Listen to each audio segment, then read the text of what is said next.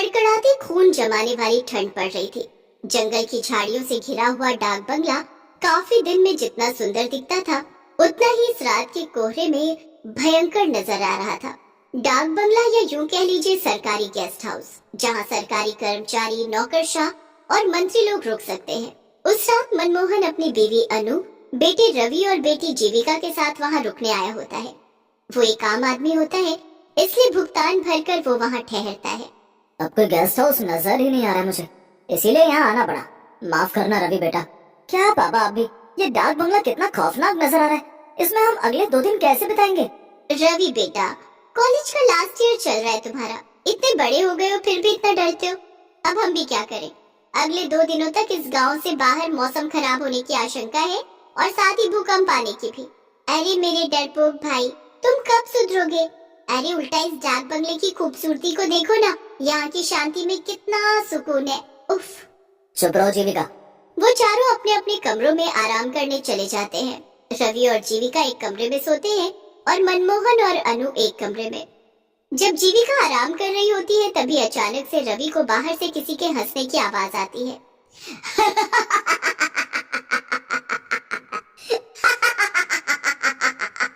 मेरे पास आओ, आओ, आओ मेरे पास, आओ।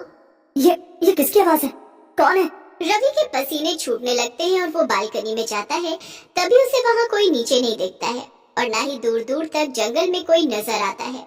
यहाँ तो दूर दूर तक कोई नजर नहीं आ रहा है। फिर ये आवाज किसकी थी? जीविका, तुम पागल हो क्या? ऐसे कोई करता है क्या? मैं कितना डर गया एक पल के लिए। सॉरी, मैं तुम्हें बस इतना कहना चाहती हूँ कि तुम अपने मन में से इस डर को भगा दो। ये जगह दिखने में जितनी हॉन्टेड है उतनी असल में है नहीं यार। थोड़ी देर बाद वो चारों खाना खाने नीचे आते हैं। तभी एक बूढ़ी काकी उन्हें खाना परोसती है। मैं झूठ क्यों बोलूंगा? मैं सच कह रहा हूँ, ये डाक बंगला सही नहीं है। मैंने अपने कानों से उस औरत की आवाज सुनी है। चुप करो यार भाई, मैं भी वही थी, तुम भी वही थे, तो उस औरत की आवाज सिर्फ तुम्हें क्यों सुनाई दी? मेरे कानों में क्या हड़ताल हो गई थी? शट अप जीविका। हाँ बेटा, इतना मत घबराओ। लेकिन पापा। रवि बेटा, जैसा तुम सोचोगे वैसा ही तुम्हें महसूस होगा।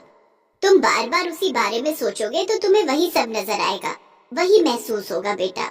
चुपचाप खाना खाइए, वरना ठंड में जल्दी ठंडा हो जाएगा। वैसे भी डाक बंगले की दीवारों को शांति पसंद है, हल्ला नहीं। जी काकी। सभी खाना खाकर सो जाते हैं, लेकिन रवि को रात को नींद ही नहीं आती। वो हर वक्त बस उस आवाज के बारे में ही सोचता है। तभी उसे कमरे का दरवाजा अपने आप धीरे धीरे खुलते हुए दिखाई देता है। ये क्या? ये दरवाजा अचानक से कैसे खुल रहा है? ये सब क्या हो रहा है? दरवाजा अपने आप खुल जाता है और रवि बिस्तर से उठकर हिम्मत जुटाते हुए दरवाजे के पास जाता है। तभी वो एक काले साई को फौरन सीढ़ियों से नीचे की तरफ भागते हुए देखता है। ये देख रवि की सांसें तेज और कलेजा कांपने लगता है। कौन था वहाँ? कौन था? और ये क्या? ये पेपर, इस पे तो खून की स्याही से लिखा है, मैं तुम सबकी जान ले लूंगी। क्या?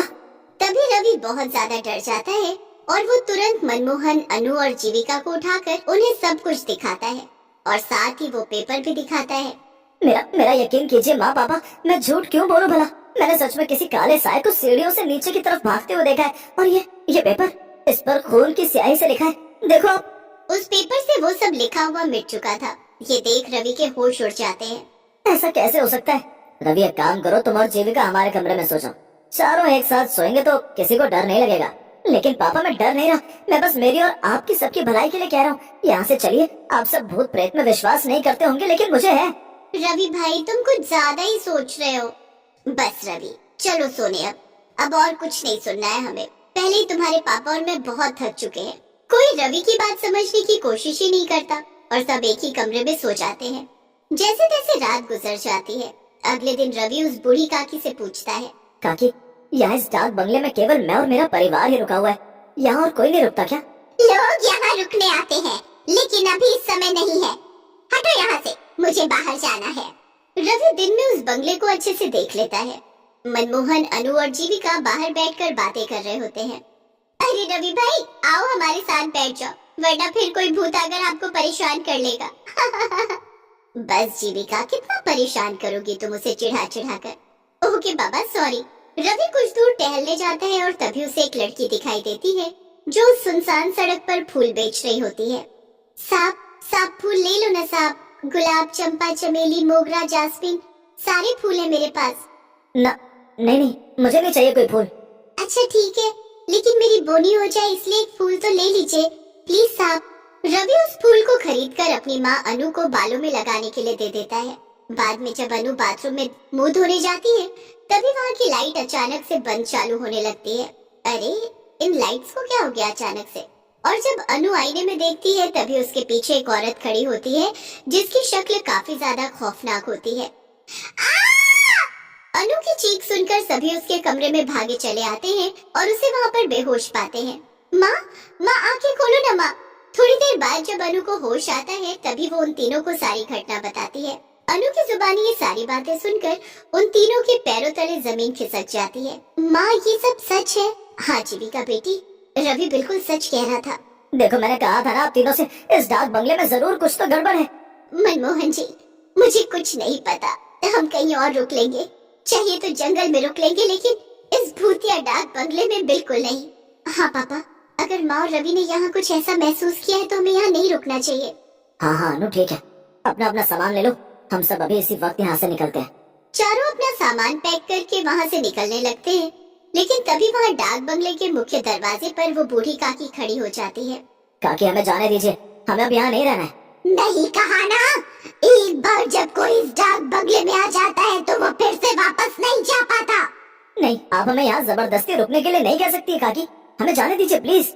मतलब ये कि तुम सब अब हमेशा हमेशा के लिए यहीं पर रहोगे, इंसान बनकर नहीं बल्कि भूत बनकर।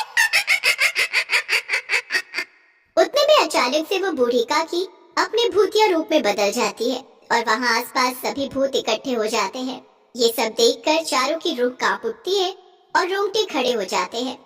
नहीं, बचाओ!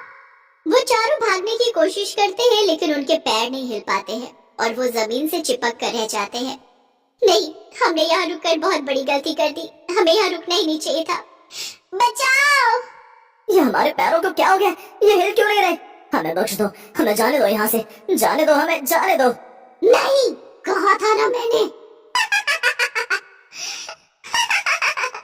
अब तुम सबका अंत है, तुम सब भी हम भूतों की बिरादरी में शामिल हो जाओगे आज। ये तो वही फूल वाली लड़की है, यही तो इस डाक बंगले का नियम है, एक बार जो यहाँ पर आया वो वापस जिंदा नहीं लौट पाता, उसे तो मरना ही पड़ता है। ये सब मैंने शुरू किया था, क्योंकि कई सालों पहले इसी डाक बंगले में काम करते करते गेस्ट ने मेरी जान ली थी, क्योंकि मैंने उसे सोने की तस्करी करते हुए पकड़ लिया था और मैं उसका जुर्म पुलिस को बताऊं, इस डर के कारण उसने मुझे मार दिया, क्योंकि सभी इंसान ऐसे ही होते हैं, मतलबी और बुरे। सारे भूत अब उन चारों के पास आने लगते हैं और चारों काफी ज्यादा घबरा जाते हैं, लेकिन तभी हम यहाँ से भाग तो नहीं सकते, लेकिन अपने मुंह से भगवान को याद तो कर सकते हैं। माँ, पापा, जीविका, हनुमान जी ही अब हमें बचा सकते हैं। वो चारों एक साथ हनुमान चालीसा बोलना शुरू कर देते हैं। जय हनुमान ज्ञान गुण सागर, जय कपीस तिहु लोक उजागर, राम दूत अतुलित बलधामा, अंजनी पुत्र पवन सुत नामा। बंद करो, बंद करो। हनुमान चालीसा सुनकर सभी भूतों के कानों से खून निकलने लगता है और सभी एक के बाद एक खत्म होने लगते हैं, जिसके बाद चारों उनकी कैद से आजाद हो जाते हैं और वहाँ से निकल जाते हैं। उस दिन के बाद डाक बंगला भूतों और काली शक्तियों के कहर से मुक्त हो गया।